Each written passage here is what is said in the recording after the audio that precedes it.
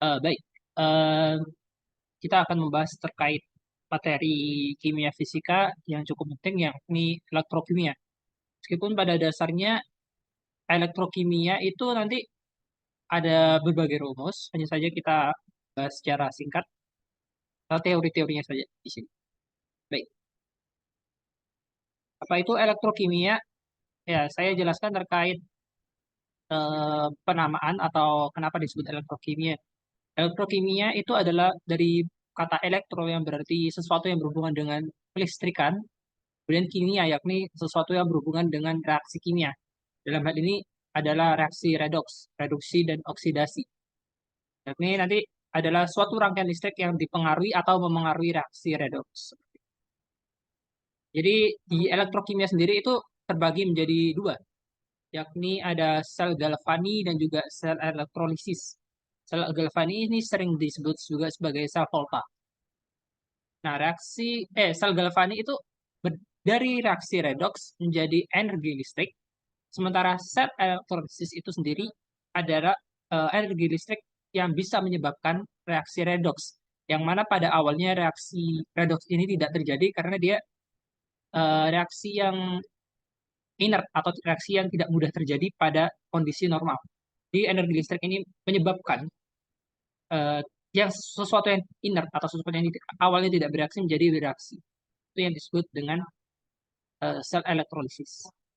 Nah, di sini yakni kita jelaskan secara singkat, sel galvani ini awalnya ya pada dasarnya reaksinya terjadi spontan atau kalau bisa dibilang dalam termodinamika delta G-nya adalah kurang dari nol. Itu menandakan reaksi spontan, kemudian menjadi energi listrik seperti itu.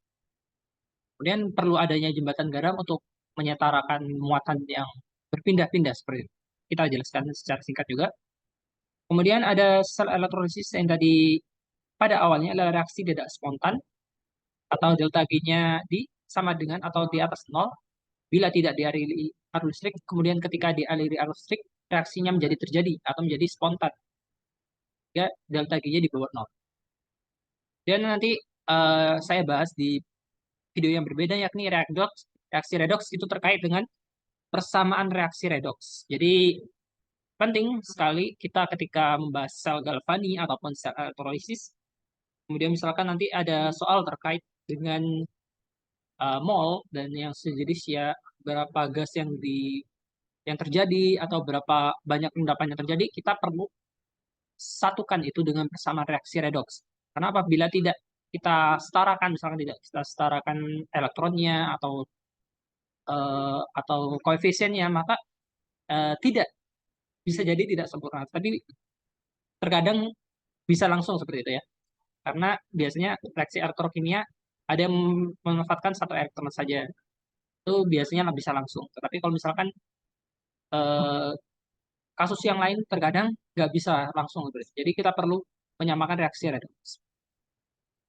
Kemudian ya kita bahas terlebih dahulu yakni sel volta atau sel galvanik, yakni sel elektrokimia yang dapat menghasilkan energi listrik dari reaksi redoks yang berjalan spontan atau delta G-nya 0. Di bawah 0 maksudnya.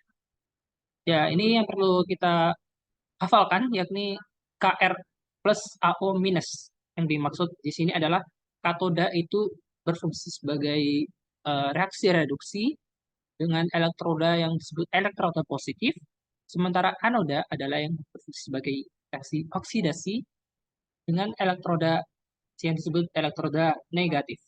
Jadi mungkin di sini perlu dihafalkan karena nanti ada sedikit perbedaan dengan eh, sel elektrolisis. Misalkan di sini ada reaksi redox. Mungkin nanti kita bahas reaksi redox di video yang lain.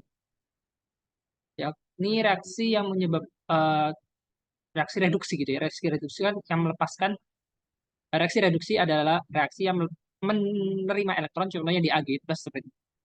Dan reaksi oksidasi adalah reaksi yang melepaskan elektron. Itu pengertian pertama seperti itu. Di sini contohnya ya. Di sini melepas elektron berarti di sini reaksi oksidasi. Kemudian di sini menerima elektron berarti reaksi reduksi seperti itu. Dan jadilah seperti ini. Persamaannya pada eh, maka kalau kita cek mana yang katoda, mana yang anoda, ini bisa kita katakan di sini ya. Nah, kita lanjut di sini. Jelas tadi yang Cu gitu ya, yang Cu karena mengalami oksidasi, seperti itu, mengalami oksidasi, maka dia adalah elektroda atau anoda. Maksudnya anoda ya, elektroda yang bersifat berfungsi sebagai anoda. Atau kalau kita cek di sini adalah yang minus seperti itu ya.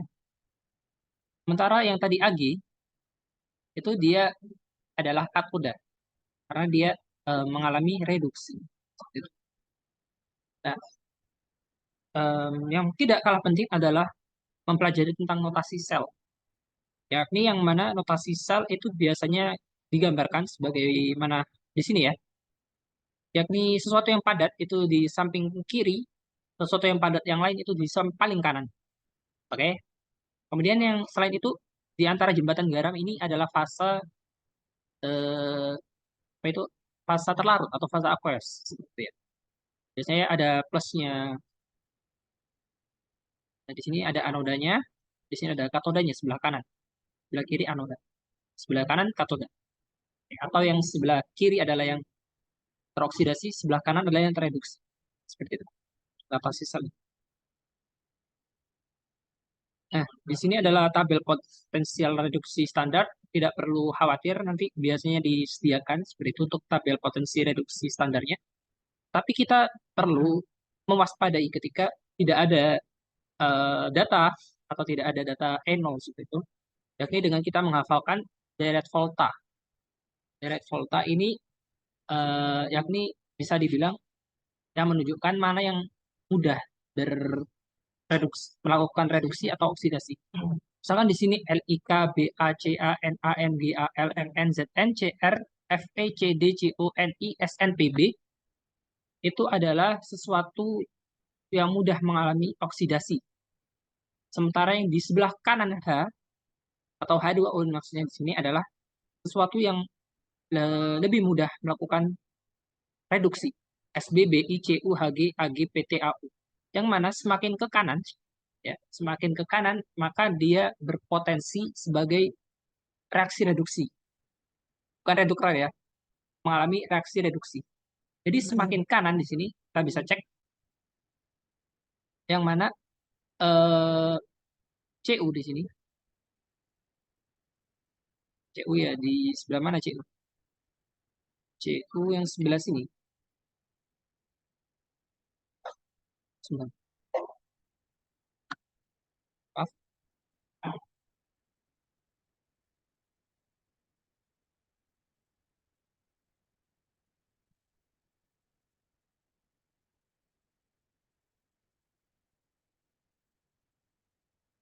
Ya, benar. Sini ada sedikit kekeliruan seperti itu. Eh, ya intinya semakin kanan itu semakin mudah melakukan reduksi seperti itu. Ya semakin kiri tentu saja semakin mudah melakukan oksidasi.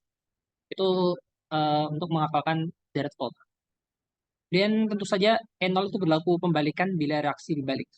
Ya, misalkan Cu2 plus di sini mendapatkan 2 elektron, E0-nya misalkan di sini ada sedikit kesalahan sini minus 0,80 volt, kemudian Cu menjadi Cu2 plus ada dibalik berarti awalnya minus menjadi plus. Tuh. Namun tidak berlaku perkalian koefisien ya. Misalkan ini koefisiennya dikalikan 2, maka tidak berlaku E0 ini dikalikan 2. Baik, saja yang perlu saya katakan, apabila dikalikan koefisiennya tidak berlaku E0-nya ini dikali 2, tidak seperti mol. Tidak seperti mol, tidak seperti delta H, beda. Lalu, deret volta, sel volta atau sel galvani itu harus memiliki N0 positif atau E positif. Kenapa? Karena nanti kita belajar di termodinamika, yakni delta G0 itu harus negatif. Yang mana ketika kita turunkan menjadi delta G0 itu adalah min NF E0 cell. Jadi E0 itu harus positif agar delta G-nya negatif. Di mana N sama F ini jelas positif. Jadi tidak mungkin bernilai negatif, maka enol sel harus positif. Jadi kenapa di deret volta itu mohon maaf, sel volta atau sel galvani itu enol selnya harus positif karena delta G-nya harus negatif sehingga reaksinya berjalan spontan kemudian menghasilkan energi listrik. Baik, ini yang tadi saya bahas ya, N0 tidak berpengaruh dengan koefisien. Yakni misalkan dikalikan dua sekalipun, itu tidak akan mengenali nol. Soalnya di sini tentukan katoda dan anoda eh, suatu sel galvani dengan elektroda Fe yang dicelupkan dalam larutan FeSO4 dan Pb yang dicelupkan dalam larutan PbSO4. Tentu saja ada jembatan garam ya. Nah, di sini ada data E0 Fe2 plus adalah minus 0,044. Kemudian E0 Pb2 plus adalah minus 0,13. Kita cek, tentu saja di sini kita harus membalik salah satunya, karena reaksi redox itu harus ada reduksi, harus ada oksidasinya. Gitu ya. Jadi kita cek di sini Fe2 plus, plus 2 elektron. Jadi Fe ya, ini E0-nya adalah minus 0,44. Oh, sini Pb2 plus 2 elektron, Pb, E0 selnya adalah minus 0,13 volt. Nah, salah satu harus dibalik. Salah satu harus dibalik, kemudian ketika dijumlah, dia harus positif. Nah, karena ini jelas yang di sini adalah yang negatif gitu ya. Dan kalau kita hafal deret volta di sini, deret volta tadi, Pb itu lebih mudah tereduksi, sementara Fe itu lebih mudah teroksidasi. Nah, itu terlihat sekali. Berarti ini dibalik. Balik menjadi, ini kita pisah ya, kita pisah. Dan Fe jadi Fe2 plus ditambah N0-nya menjadi dibalik, positif 0,44 volt. Jika kita jumlah, karena dua elektronnya di kiri dan di kanan sama, saya coret, jadi Pb2 plus plus Fe, kemudian ini ada di jembatan garam ya, Fe2 plus plus Pb. E0-nya berapa? E0-nya di sini tinggal dijumlah saja, yakni plus 0,31 volt. Itu bedanya. Jadi yang katoda yang mana, anoda yang mana? Katoda yakni tadi apa? Katoda yang si, anoda yang oksidasi. Itu saja. Pb2 plus menjadi Pb, dia reduksi. Reduksi, jadi di sini adalah yang, ya, berarti yang reduksi berarti dia katoda. Kalau di sini anoda, eh, dia oksidasi, berarti dia yang anoda. Apabila ditanyakan E0-nya, jawabannya 0,31 volt. Ya, seperti ini, udah juga kurang lebih. Untuk E0, untuk caranya tadi seperti itu, atau bisa juga E0 sama dengan E0 K ya, atau katoda yang reduksi dikurangi dengan E0 dari anoda, atau yang oksidasi. Seperti itu. Ya. Nah, seperti ini. Satu sel galvani memiliki elektroda Ag yang dicelupkan dalam AgNO3 dan atau Zn yang dicelupkan dalam larutan ZnSO4. Itu kan katoda dan anodanya serta besar potensial selnya. Ketika kita cek di sini eh, dan kita misalkan punya hafalan seperti itu terkait eh, deret volta, maka Zn ini jelas yang positif, jelas yang oksidasi, yang anoda. Kemudian eh, yang dia di sini jelas yang oksidasi. Maaf, yang reduksi. Reduksi. Atau di sini dia eh,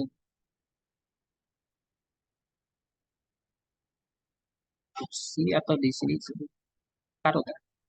Nah, selesai satu pembahasan, tentukan katoda serta besar potensial selnya. Tinggal kita pakai rumus tadi bisa juga. Kita tidak peduli elektronnya berapa, karena kita tadi kita cek bahwasannya potensial itu tidak berpengaruh terhadap apa itu namanya, tidak pengaruh terhadap koefisien. Jadi berapapun koefisiennya sama seperti itu ya. Berapapun koefisiennya sama, ini E-nya nolnya. Jadi E0 reduksi dikurangi E0 oksidasi. Yang mana E0 sama dengan reduksinya berapa? Plus 0,80 dikurangi minus 0,6. E0-nya jadinya plus 1,56. Udah, seperti itu. E0 oksidasi, jadi ini tidak boleh dibalik terlebih dahulu ya kalau menggunakan rumus. Baik, baik. Kita lanjut kepada eh, yang elektrolisis. Sel elektrolisis atau yakni kebalikannya, yakni sel elektrokimia yang dapat merubah energi listrik menjadi reaksi kimia atau reaksi redoks seperti itu. Dalam hal ini, arus listrik digunakan untuk melangsungkan reaksi redoks yang sebelumnya tak spontan. Ya, letak katoda dan anoda dalam sel elektrolisis tergantung pada arah arus listrik. Arus listrik mengarah pada anoda, elektron mengarah pada katoda. Sehingga katoda bernilai negatif, anoda bernilai positif. Ya, nanti kita cek. Nah, di sini ada perbedaan antara sel elektrolisis dan sel galvanik. Sama-sama katoda reduksi, sama dalam hal ini, anodanya oksidasi sama, tapi elektrolisis berbeda pada posisi negatif dan positifnya. Yang mana posisi negatif itu terletak pada katoda, berbeda dengan sel galvanik yang tadi positifnya di katoda. Selama kalau sel elektrolisis positifnya justru di anoda. Seperti itu.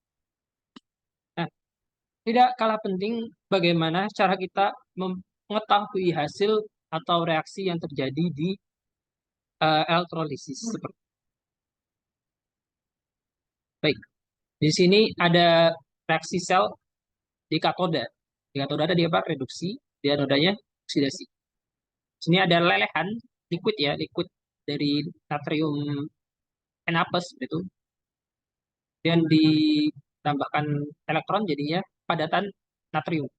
Kemudian klorin liquid ya, jadinya gas seperti itu. Dengan barang reaksi tersebut dalam lelehan, bukan larutan. Nah, berbeda kasus lelehan dengan larutan. Nanti kita cek coba apa itu. Jika elektrolisis dalam larutan, reaksi elektroda sukar terjadi karena reaksi redoks pada air juga dapat terjadi. Ini yang perlu digarisbawahi. Contoh, elektrolisis larutan KNO3 dengan elektroda platinum. KNO3 kan ada K+ sama NO3-. Nah, K+ ke katoda tidak bereaksi, NO3- juga ke anoda, tetapi tidak terjadi reaksi. Dia hanya bergerak ke arah katoda dan anodanya saja. Yang bereaksi apanya? Yang bereaksi adalah airnya. Jadi seperti itu, hanya airnya saja yang bereaksi. Nah, ini perlu kita bedakan antara larutan dan juga lelehan atau liquid. Nah, ada sedikit perbedaan. Contohnya di sini apabila larutan ya. Kalau liquid tentu saja. Kalau liquid seperti tadi, semuanya bereaksi. Ya misalkan Na+ ya jadi Na, Cl- jadi Cl2 seperti itu. Kalau eh, apa ini namanya? Yang larutan, prioritas reduksinya adalah kation itu lebih besar dari H2O. Jadi pada mulanya kation itu lebih besar daripada H2O. Ini prioritasnya. Tetapi ketika ada kation logam 1A, 2A, Al, dan Fn, itu dia sukar bereaksi. Sekali lagi, ini dalam aqueous atau larutan. Maka yang direduksi adalah H2O. Reduksi H2O ini perlu dihafal ya. Lebih bagusnya dihafal. yakni 2H2O ditambah 2 elektron jadi H2 plus 2 OH minus. Bisa juga sebenarnya di logika, H2O ini kan plus 1, O ini kan minus 2. Jadi karena reduksi, maka plus 1 ini harus menjadi 0. Jadinya H2. 0. Yang OH minus tetap minus 2 dan plus 1. Nah, kation selain logam di atas yang direduksi adalah logam itu sendiri dan terlapis pada katode. Jadi apabila ada logam selain 1A, 2A, AL, dan Mn, maka itu tereduksi. Misalkan di sini ada Cu2+, larutan ya, tereduksi menjadi logam, yakni logam apa ini? Logam Cu. Dan itu berlaku pada larutan. Pada lelehan, semua kation lelehan tereduksi menjadi logam. Misalkan tadi contohnya NaCl, misalkan ada garam tuh, ada garam garam dapur NaCl. Kita lelehkan gitu dalam suhu berapa gitu ya. Jadi benar-benar jadi air. Tadi jadinya Na plus sama Cl minus. Nah, masing-masing bereaksi. Yang plus ini jelas reduksi gitu kan. Yang Cl minus jadi oksidasi. Sudah. Itu juga misalkan yang M di sini ada Mg, magnesium 2 plus lelehan jadi maksimum. Meskipun Na plus ini kan 1A, Mg 2 plus 2A. Meskipun seperti itu ya. Jadi yang saya maksud di sini kation logam 1A, 2A, Al ini tidak direduksi itu ketika eh, dalam posisi sebagai tatan. Baik. Untuk reaksi di anoda ada sedikit perbedaan. Prioritas oksidasinya adalah anoda, anion, baru H2O. Logam non-inert, yakni selain PtCAU, mengalami reaksi oksidasi dengan logamnya sendiri. Maksudnya apa? Misalkan ada anoda atau elektroda, bisa disebut seperti itu. Elektrodanya kita pakai eh, Cu. Kalau kita pakai Cu, berarti kan selain PtCAU. Maka logam itu sendiri dia leleh. Bukan meleleh, apa namanya? Eh, terlarutkan ke larutan sebenarnya. Jadi logamnya makin menipis. Nanti bisa bisa jadi soalnya awalnya logamnya sekian, misalkan 10 gram. Setelah elektrolisis menjadi berapa gram, itu bisa jadi soalnya ada yang seperti itu. Karena logamnya berkurang gitu, jadi padatan menjadi larutan. Gitu. Kalau apa itu namanya elektrodenya PtCAU, maka dia tidak mengalami oksidasi atau disebut anoda inert. Berlaku harus sebagai berikut. Jika anion berupa OH-, dia teroksidasi jadi H2O ya, sama O2. Kalau ion okso itu apa aja? Ada okso itu yang terikat pada O ya, terikat pada oksigen. Contohnya SO42-, NO3-, CO32-, dan yang lain. Pokoknya yang terikat pada oksigen. Misalkan ada SO2, misalkan HCO3-, misalkan. Itu juga termasuk karena terikat pada oksigen.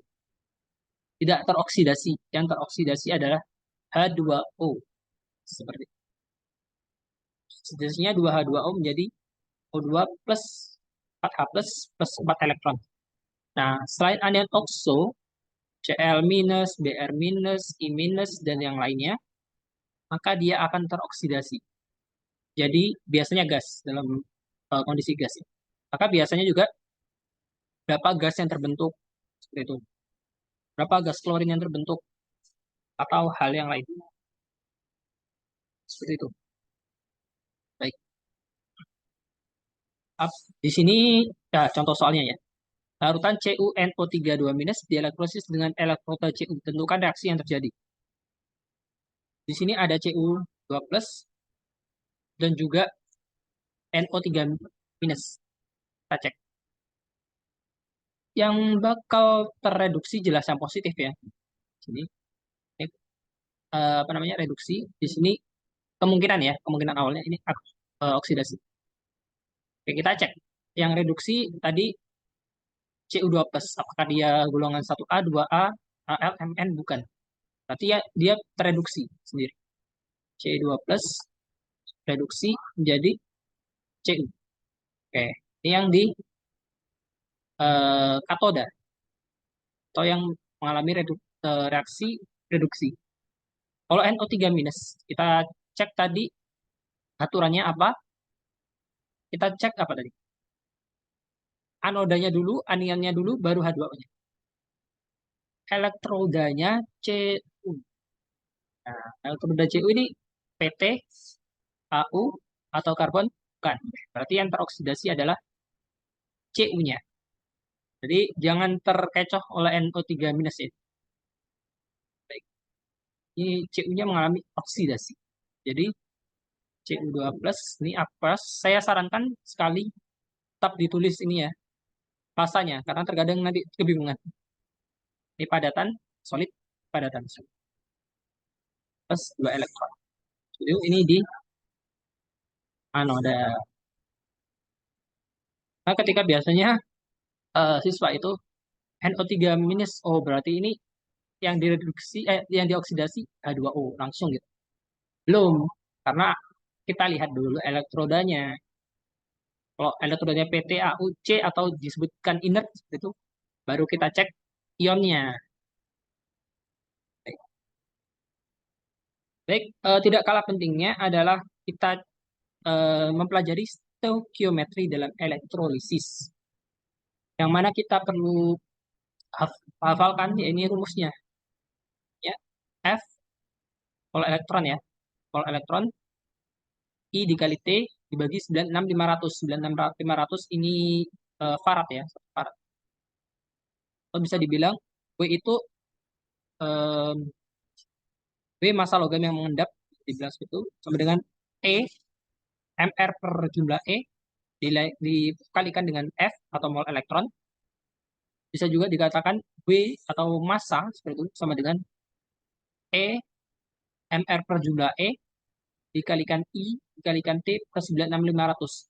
Sebenarnya tidak hafal yang kanan dan kiri ini sebenarnya nggak apa-apa. Yang penting hafal yang ini dulu. F sama dengan I kali T dibagi 96.500. Seperti itu saja.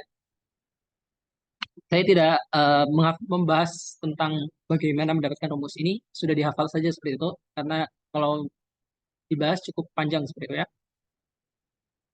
Kita perlu logika saja untuk yang tengah sama yang kanan itu. Jadi kita coba. Oke. Ada larutan CuSO4 dilakukan elektrolisis dengan arus listrik sebesar 26,8 ampere, kita garis bawahi, selama 1 jam. Oke, kita garis bawahi. Hitung massa logam yang terbentuk, volume gas yang terbentuk. Baik. Kita cek di sini CuSO4, di situ ada sebentar. Cu ini kan ada Cu2 plus sama ada SO4 2 minus. Baik. Di sini saya tidak menggunakan, tidak menjelaskan elektrodanya apa, maka dianggap elektroda di sini inert ya, elektroda inert atau PT atau C atau AU seperti itu. Berarti kalau elektroda inert berarti dia tidak mungkin teroksidasi, jadi baru masuk ke ionnya. Oke, Cu2 plus di sini kation, kationnya 1A bukan, 2A bukan, Al bukan, Mn bukan. Berarti dia yang terreduksi. Seperti ini ya. Nah, katodanya udah benar. Untuk anionnya, di sini ada SO42-min, dia termasuk anion okso. Ketika anion okso, maka dia tidak teroksidasi. Yang teroksidasi adalah air. Jadilah reaksinya seperti ini. Baik. Setelah itu, kita perlu menyamakan reaksinya, yaitu kita hilangkan elektronnya di sini. Karena di sini elektronnya ada 2, di sini ada 4, maka ini perlu dikalikan. Kalikan 2, jadilah 2Cu2 plus 4 elektron, jadi 2Cu katoda, anoda. Nah, ini persamaan jadinya atau persamaan akhirnya. Jadi kita cek.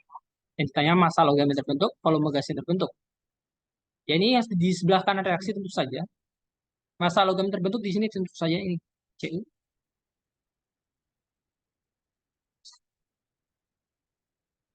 Gas yang terbentuk di sini cuma hanya ada satu, ya ini oksigen.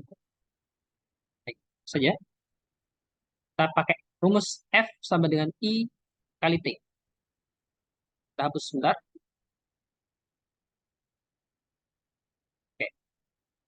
F sama dengan I kali T dibagi 96.500. F sama dengan I-nya 26,8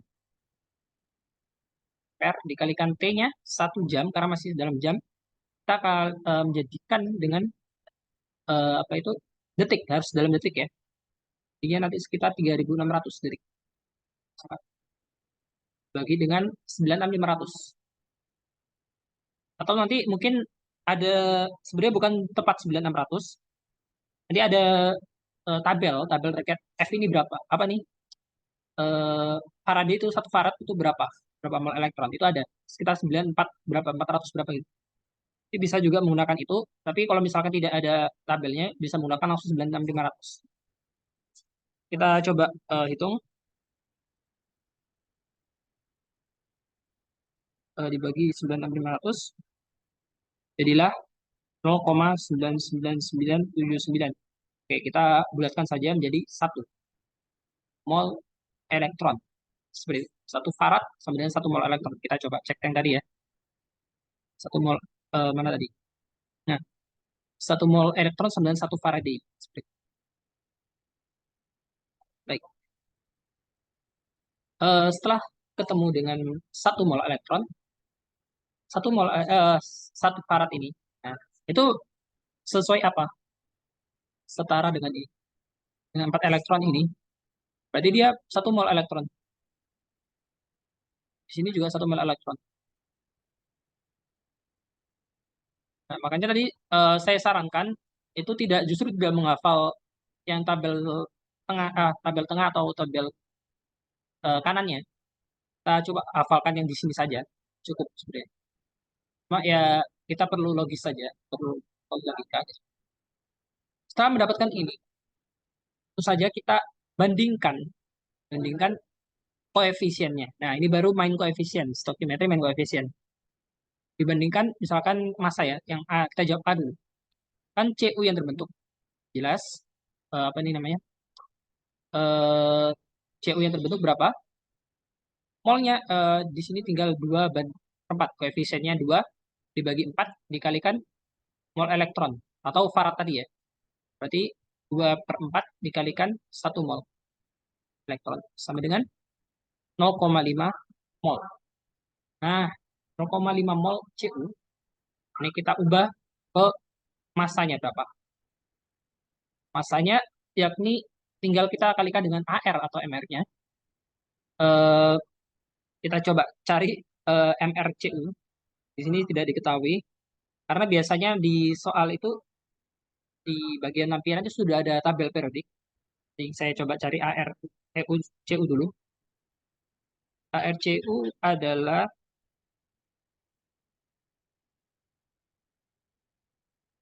63 63,54 5 saja dikalikan dengan 0,5. Jadi hasilnya nanti CU-nya adalah 31,75 gram. Baik, itu untuk jawaban nomor A. Yang A. Jadi nanti hasilnya adalah 31,75 gram CU. Udah ya. Oke, kita coba jawab yang B terlebih dahulu. Saya hapus terlebih dahulu yang A karena tempatnya tidak cukup. Baik, kita jawab yang B. Yang B sama seperti kasus sebelumnya. Kita bandingkan di sini koefisiennya. 1/4, satu yang oksigen ini dibandingkan dengan 4 koefisien elektronnya. Dikalikan dengan 1 mol elektron ya. Dia 0,25 mol O2. Seperti itu. Kita sudah dapatkan mol, tinggal kita cari massa. Mohon maaf, karena di sini ternyata volume gas yang terbentuk. Dan karena tidak diketahui apa itu namanya, tidak diketahui kondisinya, misalkan kondisi tekanannya, kondisi temperaturnya, kita gunakan PV NRT dengan temperaturnya adalah 25 derajat. Celcius atau berapa Kelvin di sini? 298 Kelvin. Kemudian P-nya 1 atm, kita gunakan itu saja. Eh, Barulah volume, volumenya 0,25. R-nya pakai yang 0,082 saja, karena volumenya ini bisa pakai liter sebenarnya. T-nya 298 dibagi dengan volumenya P-nya yakni 1 atm. Kemarin sudah saya jelaskan kapan menggunakan R yang 0,082, kemudian R yang 8,314 ya di bagian termodinamika. Tuh. Kemudian kita coba hitung gitu ya. 0,25 dikalikan 0,082 dikalikan 298. Hasilnya di sini adalah 6,109 tak. Seperti itu. Baik, ini jawaban untuk nomor B. Baik, itu saya kira bab di yang di sini kurang lebihnya memang hanya itu saja terkait dengan elektrolisis dan juga sel volta, kurang lebihnya seperti itu. Nanti kita perbanyak latihan soal di eh, pertemuan yang akan datang. Sekian.